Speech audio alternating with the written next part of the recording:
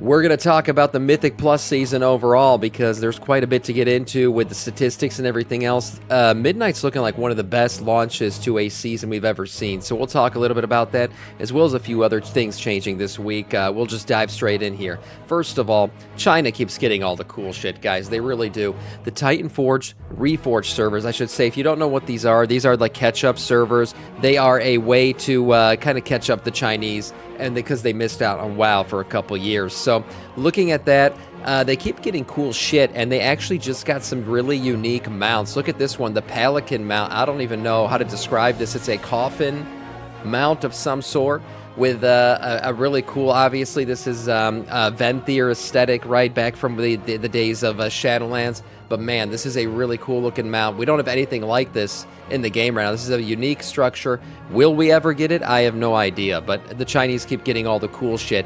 They also got this little dragon pet mount, a little bit less cool, but yeah, that mount right there, I think we're going to be up in arms soon if we don't get something like this. This is an absolutely epic mount. Also, I think it's flying on like blood or something. So yeah, the Chinese continue to get all the cool shit.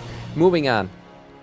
The Devour affix has been updated this week, and you may have missed this, but it'll be a little bit easier to deal with now. When this thing is active, we have the Devour, which places the Devouring Rift shields on 5 players. So, you know, you're running through your Mythic Plus, you get the 5 shields, you got to get those off by healing them off usually. Well, now they also include a little snare, okay? So these things actually have a snare attached to them now, and by removing their snare, you remove the shield. So if you use any spells that typically remove snares, you'll actually be able to remove the shields. So that's a little bit easier now to deal with. I think they're trying to take some pressure off of healers, because right now healers, between dispels and everything else they got to do, there's quite a lot going on. So this should be easier. Here's all the spells that should be able to get rid of this now based on your classes. So everybody can do their part to remove these things when you're in Mythic Plus now.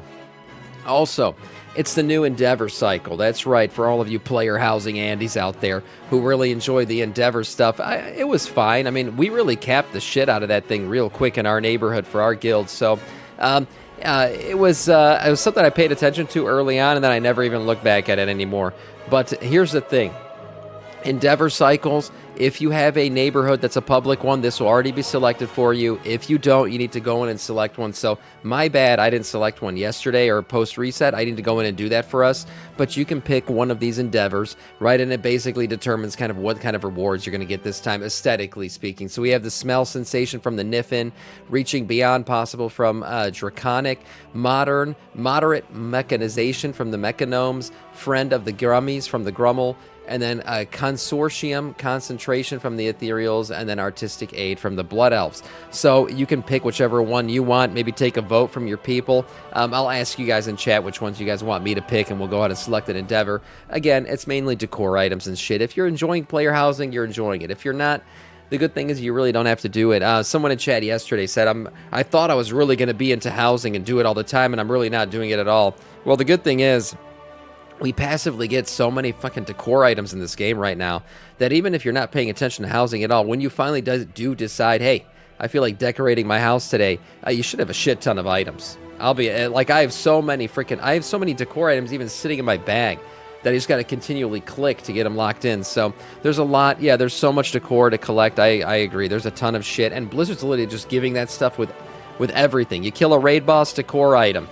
You finish a Mythic Plus, decor item. Yeah, you freaking complete a quest, decor item. Yeah, you finger pop your friend's butthole, decor item. It's just like nonstop. They're throwing them at you, not left and right. So even if you're really not doing the housing shit, you're getting a ton of housing stuff. So that's basically what's going on there. And if you decide to actually participate in it, hey, you can. For the Endeavor stuff, I would say just do a little bit of it, at least so you can make sure you lock in those coupons to be able to buy shit if you want to, but you really don't have to participate in it, and just keep playing the game. By playing the game, you really can fill out these endeavors anyway, so it doesn't really matter. Mythic BOEs have returned.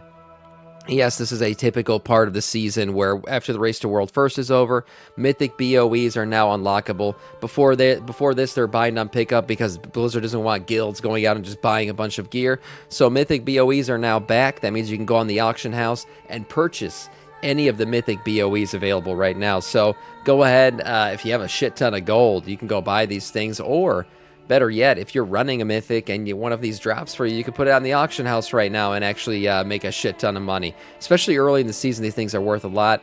Here are a list of the current BOEs. Most of them are legs, it looks like, head, feet, waist, feet. I should say, actually, most of them look like they're feet, yeah. And armor, including shoulders, legs, chest. So all the different armor slots have different BOEs you can pick up and drop on the auction house. So nice stuff there for anyone who has a shit ton of gold. And then the new Mythic Plus achievement is here, guys. If you didn't know this, and I actually was not aware of this even in WoD, but evidently during WoD, there was a weekly achievement for the person who had the highest Mythic Plus keystone done. Now, how is that possible? I have no idea. Fucking WoD, Mythic Plus didn't even exist, but I guess there was some sort of weekly achievement. And this has now returned. So we have a Mythic Plus weekly achievement. All you have to do is finish out the week as the highest person to complete a key in any single dungeon. At the end of the week, on the weekly reset, the server will go ahead and kind of run its check, and whoever finished out with the highest key run and completed on any single dungeon will receive 1, the achievement, and 2, a title that'll lock in for the entire week for them, so everyone on the server knows how big dick you are. That's right, so here are the achievements. These things will actually stay with you once you unlock it. You will keep the achievement locked in.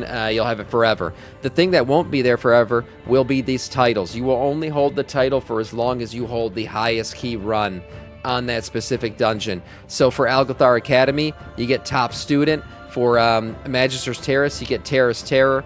For Myasara Caverns, you get Myasara Soul Tender. For the Nexus Point Xanax, you get Nexus Navigator. For Pit of Sauron, you get Scourgebane. For Sea of the Triumvirate, you get Despair Defiler. And Windrunner Spire, you get Windrunner Mediator. And then finally, Skyreach, you get the Scion of Rockmar. So a cool title that you get to carry around. Like I said, you can carry it for more than 1 week. If you continue to have the highest key run, it carries on with you, that you don't have to give it away. So kind of a cool thing. I didn't even know this was a thing prior, but people noticed it this last week after the first week of basically Mythic Plus were completed, that some people got a nice little title and achievement for completing the highest run on any given dungeon. So nice stuff there. Now, speaking of Mythic Plus, there's quite a lot going on right now, and now we have some numbers to look back on to see how participation's looking for this season of Mythic Plus. It kind of is like a health check for Midnight overall to really see how is Midnight doing when compared to the War Within and previous expansions. And well, Midnight's doing pretty damn good. Looking at Midnight Season 1, we've had 36.75 more completed runs than the War Within Season 1. So, I mean, off the bat, you could tell this season's already easier. And I could have told you that even without seeing these stats. The dungeons feel easier.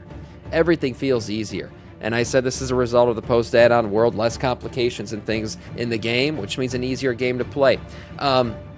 Looking back at Season 3 of the War Within, if we look at the most recent season that we just ended, we're seeing a 41% more completion rate. So, man, that's almost half. That's crazy how much more people are completing their dungeons. If we want to compare specifically the last season of the War Within to this season right now, we can really dig into the numbers here. And you can see of the completed runs, so this is runs that actually finish out, people don't leave, they just complete the entire run.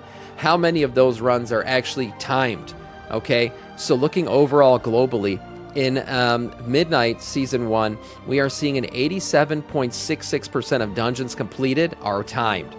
That's a freaking high-ass number. I didn't expect it to be that high. Whereas for the War Within Season 3, it was 79.38%. So we're at like almost 88% right now, whereas before we were sub 80%.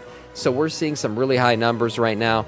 And you got to remember, this is Season 1. I mean, people aren't even that geared yet. So seeing these numbers this high, I'm wondering what Season 2 and 3 are going to look like. It depends, I guess, on how hard Blizzard makes shit. But in general, we should be more geared heading into those seasons than we were this season, where you're really heading in without any raid tier sets, without anything to show for other than kind of questing gear and whatever was left over from the previous expansion.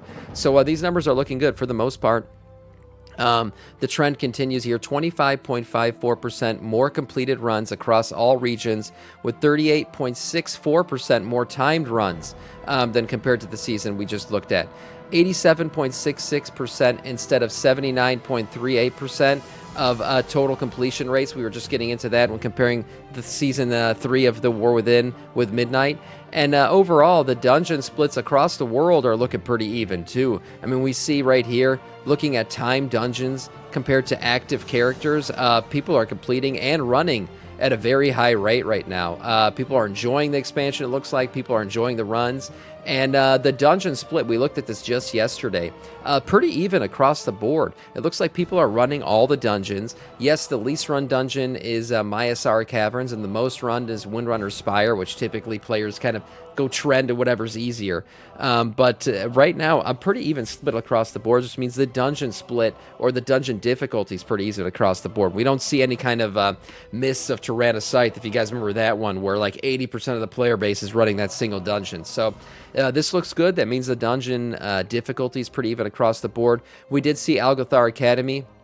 You see they have less timed runs, recently get a minute added to their timer over this reset, so that should be a little bit better. But overall, I would say right now the Mythic Plus season's looking pretty healthy. I think so. I think it's been pretty fun. We're looking right here at the Mythic Plus run Season 1 versus Season 3 of the War Within. We can see a lot more people playing the game right now. Obviously still early in the expansion, so it's expected, but significantly more people playing. So a healthy expansion so far. Hopefully it continues. I've been enjoying Midnight for the most part. I think a lot of you guys have been as well. We'll see if its trend continues. But for now, that is all in terms of news.